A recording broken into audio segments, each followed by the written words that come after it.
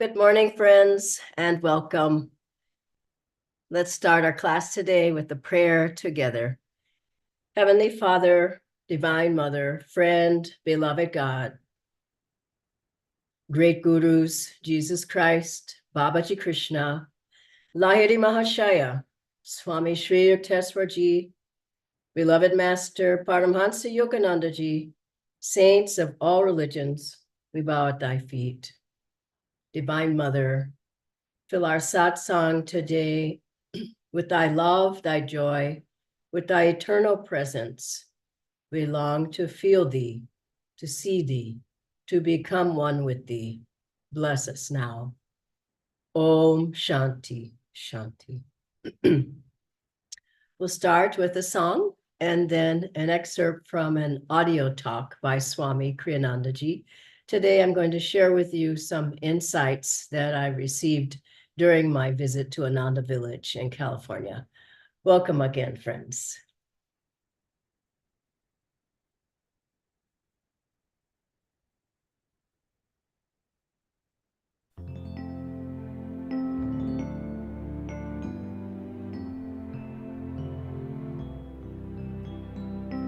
Home is a green hill, home is a wind, blowing betrayal far, far away.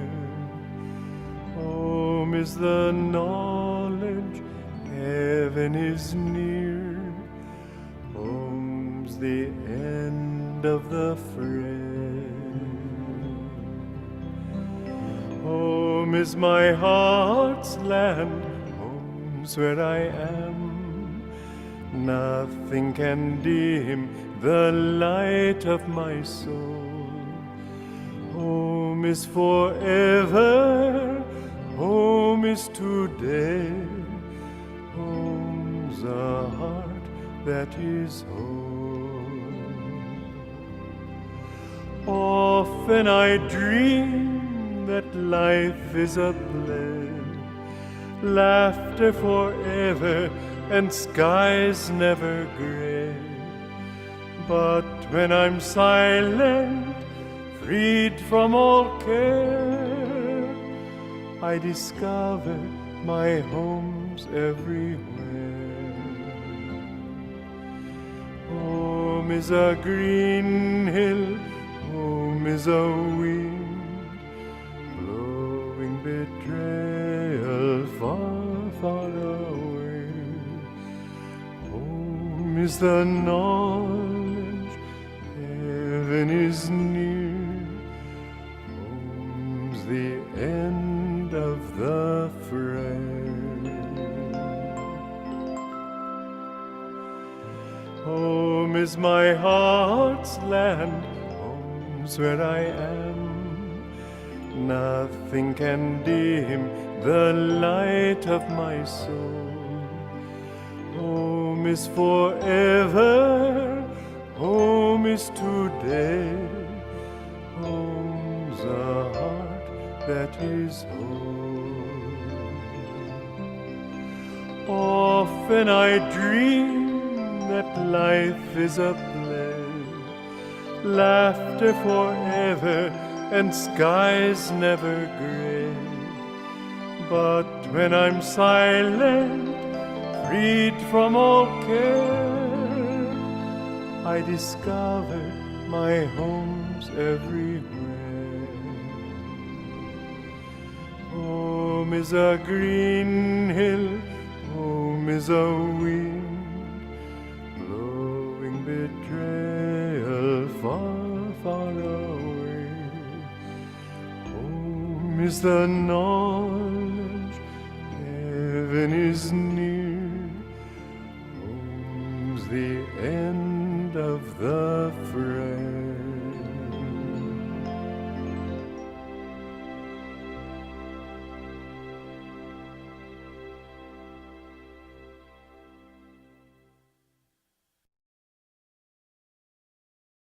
Then you can do anything because you know it's not you. But until then, try to keep free inside. Don't allow yourself to go pell-mell after everything that presents itself to you. Always tell yourself that no, I am the soul, I am not these things, and I want to be guided by what is right. I want to be guided by God's will. I have seen, because Ananda is a wonderful laboratory. It's a place where people, because there's so many interacting, but all for a basic understood desire to find God.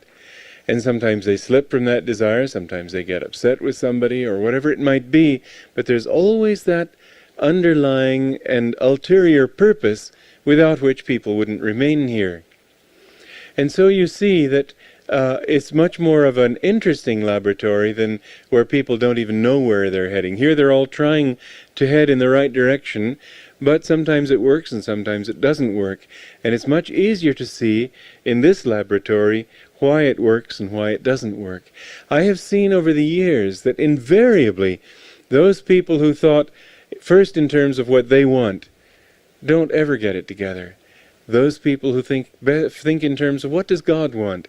What is best for everybody? These people are always happy, and their happiness is always growing. I've seen that this is an infallible law. If people think, well, first I've got to get my thing together and then I can think about other people, years later they're still trying to get my thing together. Whereas those people who think, no, I'm here for God, I'm living for Him, He'll take care of me, somehow if their faith is dynamic, He always does. And this is how this whole community has survived. I remember a friend of mine a couple of weeks ago said that back in 1970, I think, her father came here.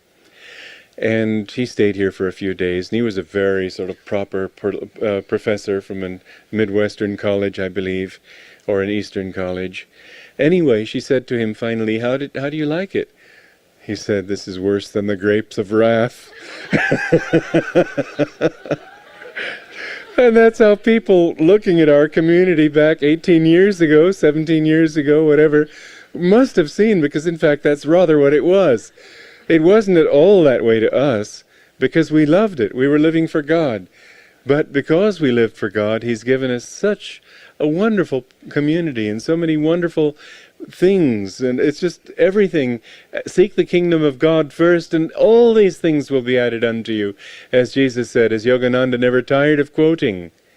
And so, on the other hand, those people who decided that they had to shake literally the dust of Ananda off their shoes and leave, I've seen that in most cases they're struggling still. People who thought, well, they'd go off and found another community, not one of them has succeeded. Because when you do a thing not with desire, but to please Him, He takes care of you, and He really does. So be guided not by desire, be guided by dharma. Be guided by God's will in everything that you do, and you will see that His will is your will, that He really wants your happiness, and that you will never be so happy as if you offer your will up to Him.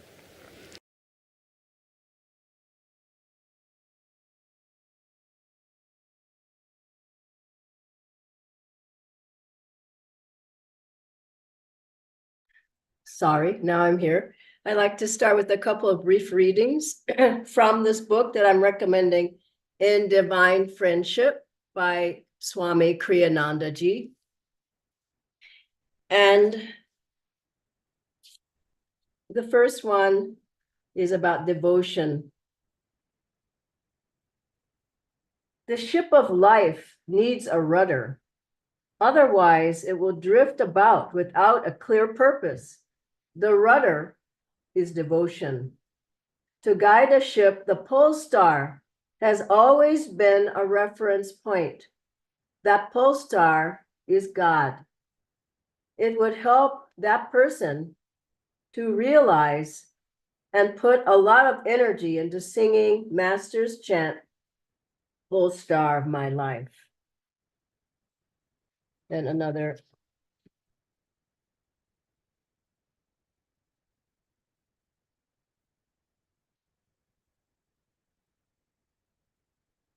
This is on inner stillness of heart.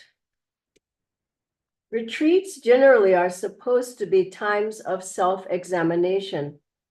The important points to remember on retreat are these. There is only one true goal in life: to please God, to come closer to Him, to love Him, to unite our souls to Him. The way to know God is by inner stillness of heart. This stillness is attained by loving more fully, more calmly, more wholeheartedly, never by deadening the emotions or hardening our hearts against those who would harm us. Nothing and no one truly belong to us. We are His alone. Joy is ours when we accept fully that we are God's, that God's nature is joy, that His nature is our nature in our souls. I've always long loved a statement of a great saint who said, "If you knew how much God loves you, you would die for joy." Such beautiful words. And we have such a beautiful life. I mean, it's a life in God. It's a life with focus. The pole star of our life is God. It's a life of service. It's a life of joy. It's a life of love. It's a beautiful life that God has given to us.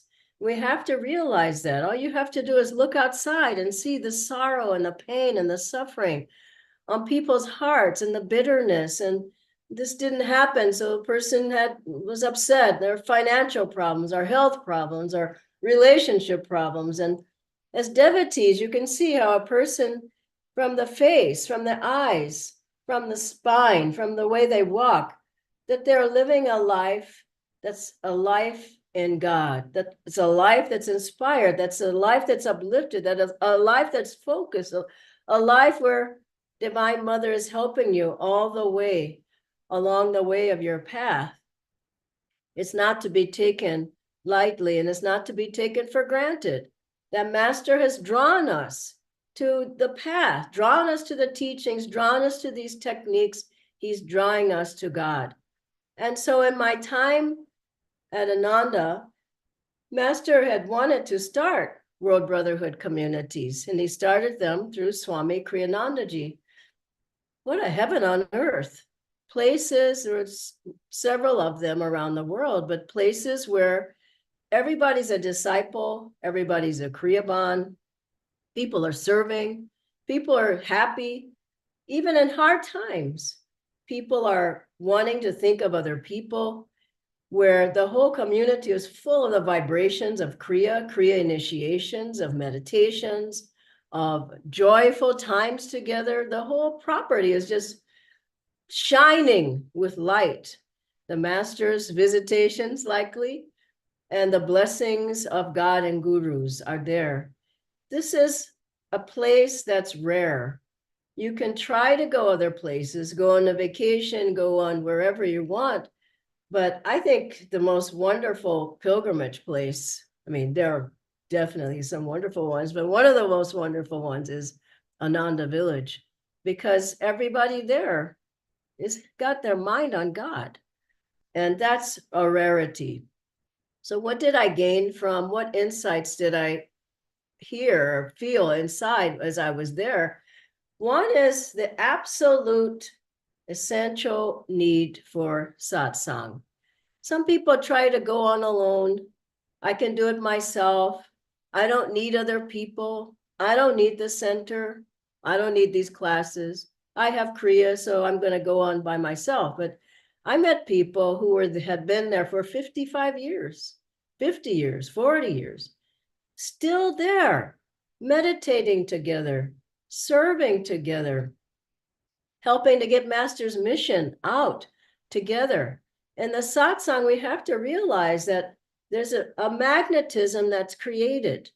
And if you're not in the middle of that magnetism and that energy, you're off by yourself, you could bog down. I tried it. It just doesn't work.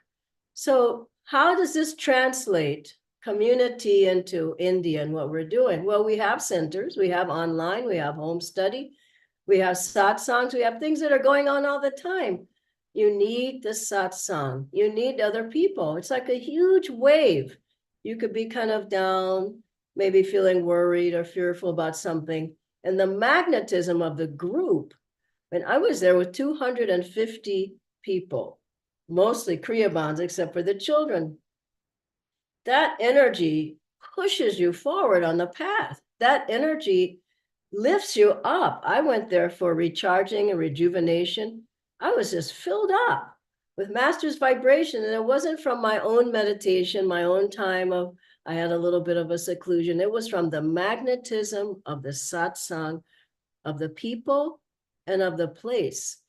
And it's important to realize that we have to have other people with us on this journey and helping us. And I remember Master talked of one man who he told two different disciples to come as much as they could. Now, I know some people never come. They hope that something will happen, but it doesn't. One man always came and the other never came. It's an important thing to come. Make the effort to come. For me to make the effort to go all the way to America to be there, it took a lot of energy. It took a lot of effort, but I needed to go for my own attunement. So Master said the man who came all the time, he was swimming in God. The man who never came, he said he's bogging down. He doesn't know why, but it's because he's not in the satsang. So it's important. It's not an extra. And I remember just in Gurgaon this weekend, we were there. What a joyful time. Swamiji's birthday, I'm sure you all experienced it at different centers, but the place was full. People were so joyful. There was so much light. There was so much energy and inspiration. And we started at 9 and ended at 2.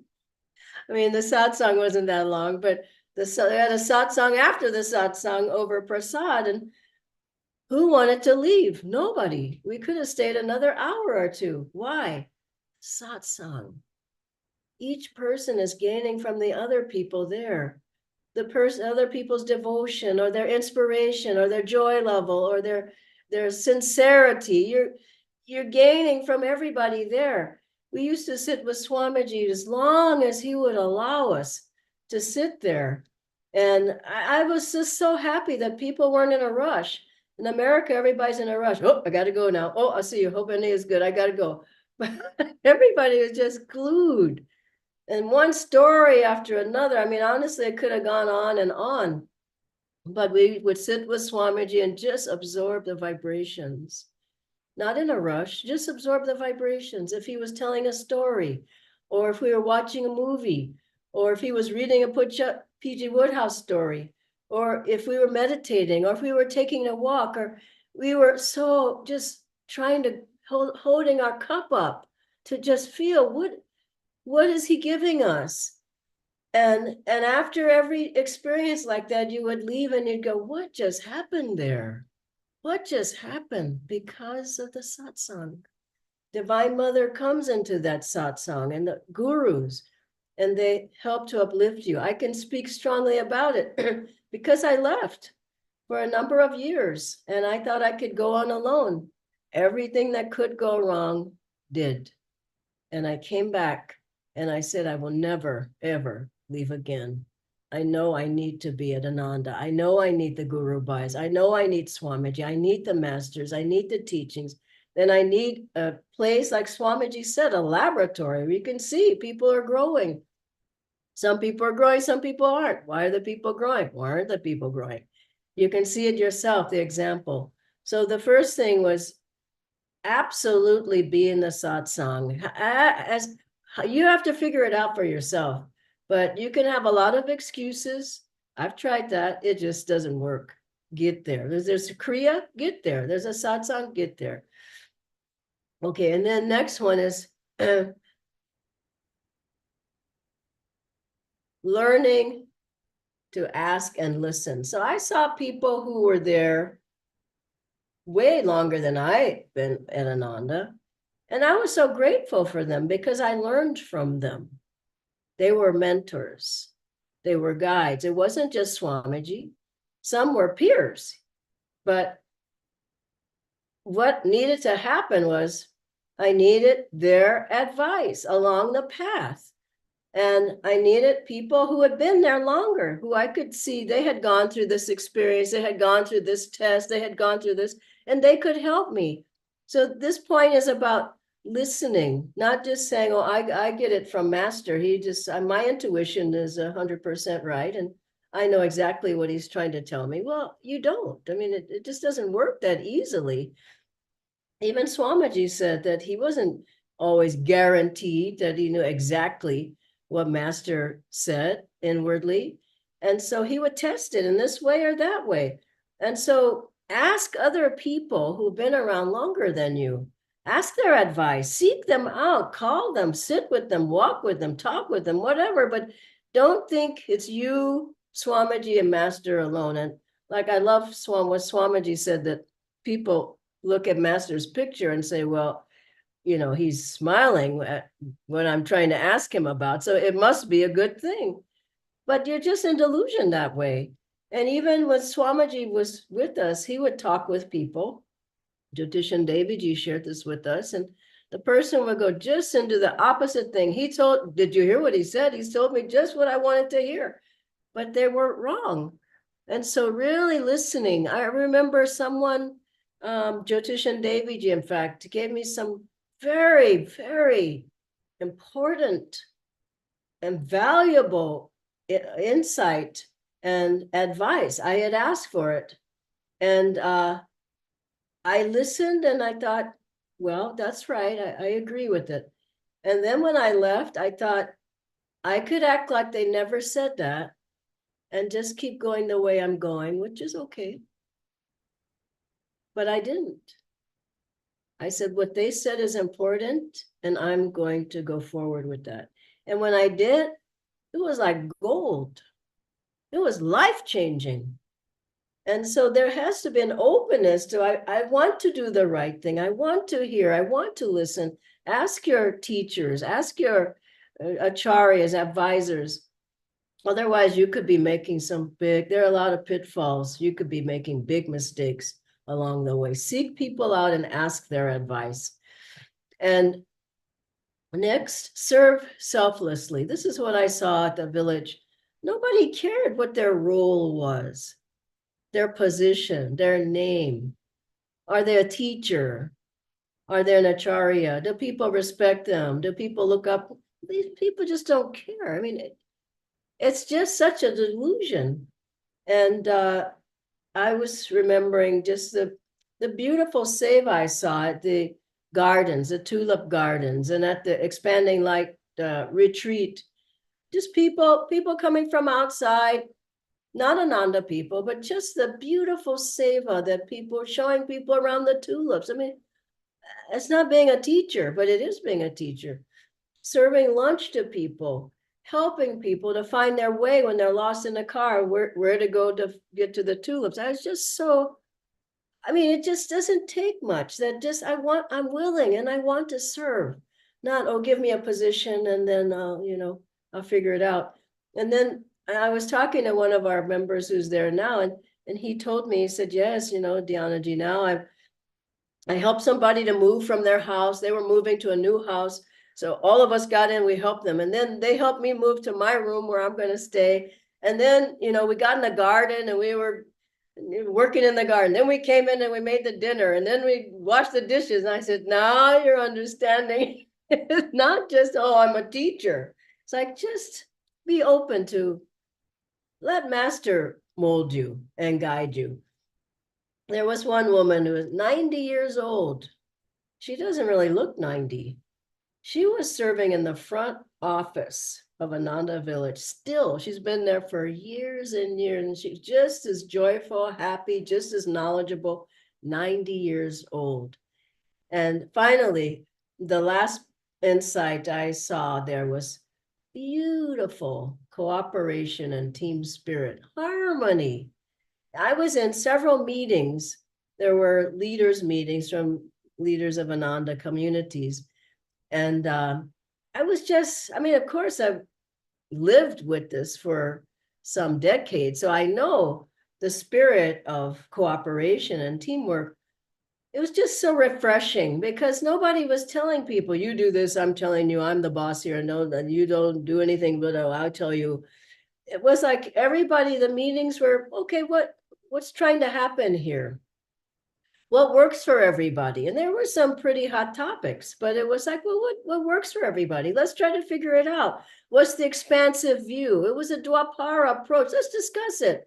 Let's talk about it. Are you happy with that? How can we work it out?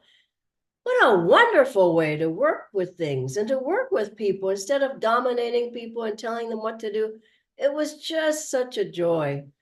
And that spirit is coming through Ananda here in India as well. And as you come across situations like that, aim for that, not authoritarian, but we're all on the same team. We're all master's children. We all have the same goal. We're all trying to find God. We're all trying to help people. We're all trying to serve. Let's do it together. Many hands make a miracle. And that's the theme song of Ananda.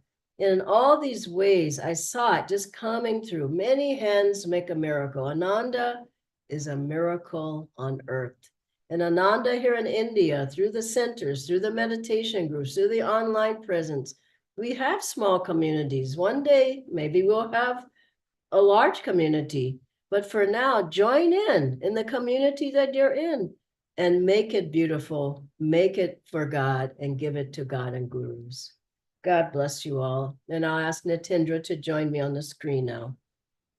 Thank you so much, Dhyanaji, especially for sharing the inspiration of 2 months of your time there in like 10 minutes. We have a few questions, Dhyanaji. The first one is, what is the secret of long-lasting friendships at Ananda? I would say 2 things: meditation together and serving together. My closest friends, I meditated with them and served with them. I mean, we're on the same team. And so you can't really get around it. It's not a personality thing. And probably it's from past lives because there's a certain energy. You just, when I met you and Pranita and Jayanti and various ones here in India, it was immediate. It wasn't, let's get to know each other. That's fake. Let's get to know each other. You never do get to know each other. How do you get to know each other? When you meditate together. When you stand shoulder to shoulder and you serve master's work together, then you find that there's a soul link that's probably been there a very long time. Thank you, Dhyanaji. The next one is, you touched upon this. So how can we get over the thought of like a particular position or title when serving our Guru's work? I hate titles. The title is so ridiculous. And people are just glued to them. And Swamiji even said, he said, I don't teach anybody. He said, but I love to share. Who doesn't want to share? But as soon as you get, I am your teacher. I'm, it's a huge trap. So how do you get beyond it? Talk to Master. Say, Master, I don't want this feeling. And just say, if you want me to serve in this capacity, you have to guard me, protect me, correct me, discipline me if I'm going wrong. And I remember I've said this, but this is really striking. One time when Swamiji was giving a large lecture, there was at least 200-300 people there. He started talking, and I don't remember the topic, but I didn't think anything of it, but he stopped in the middle of that stream of thought. And he said, I don't feel my guru's pleased with me talking about this. And he stopped. He just went in a whole nother direction. So you have to, if you're in whatever you're doing, offer to God, but don't just say, I'm offering to God. Just say, Master, you tell me. You make it clear if I'm going wrong. And I was saying this mantra to some of my friends in America because they were saying, how do I know what Master wants? And I said, just pray to him. What you want, I want. It's a great mantra. You know what you want? I want. Not, oh, I want this. And he'll guide you and he'll definitely correct you. You remember that story of Bernard or one of the monks when Master put some of the ladies thought he had was good looking, and when one of the big programs, Master put a turban on his head. This was in America, and the turban just kept sliding off to the side until it just kept coming off. Divine Mother will have some fun with you if you get too much into your ego. That's what I've seen. Okay, then? Yeah, one last question, Dhyanji. So when we see someone struggling on the spiritual path, what is the best way we should help? It depends on how open they are. If the person is open and they're asking for help, that's one thing. Remember what Jayaji said when people come to him, are you coming for advice or are you coming for support? A lot of people are just coming for support of their delusions. So I remember I said to someone some months back, if you really want to know, I'm happy to talk with you. But if not, go talk to somebody else. You know, I'm not going to confirm your delusions. So anyway, I would say to ask inwardly. What was the question again? If someone is struggling on the Yeah, path, yeah. So then if the person is, if they really want to know, I still would be hesitant. Because they might say they want to know, but they really, you know, they don't want to know. It's like if there's a sore part and you poke in there, oh, don't do that. No, don't say that. Oh, no, I don't want to do that, you know. And so people might even say they want to know, but they really don't want to know. So you have to be careful. I'm very careful about giving advice. Swamiji hardly ever, I don't want to say hardly ever, but you had to really, really, really want to know what he had to say about something for him to say. Because he'd say, and then people would just do the opposite. So I would be careful. But how can you help them? You can always pray for them. But careful about advice, because most people really, they're kind of happy in their delusion. It feels comfortable. When you don't want to be comfortable anymore, then seek somebody out who you think can help you. Yeah, makes sense? But always you can offer prayers for people. I had an interesting, I'll close with this, but one of my relatives wasn't doing very well. And when I was in the US, I went to visit, and you know, it came to me so clearly, I'm in India, what can I do? I mean, Master's given me a family to take care of my relatives in America, so I can be in India. And that's what Devi Ji said. She said, you know, Dhyana, we've given our lives to Master, so of course he's going to take care of our family and everybody. But what came to me was just offer this person and situation to Master. Isn't that a beautiful thought? So I mean, what can we really do? You can pray, you can, but I just came to me, just offer this person to Master. And when I did that, I just felt so much better. Offer this situation, I felt so much better. So try that. I think it will help you quite a lot. Okay, thank you, Natendra. Good to be back. You know, I live in India and I visit America. People don't like to hear that over there, but it's the truth. I'm happy to be back. God bless you all. Bye-bye.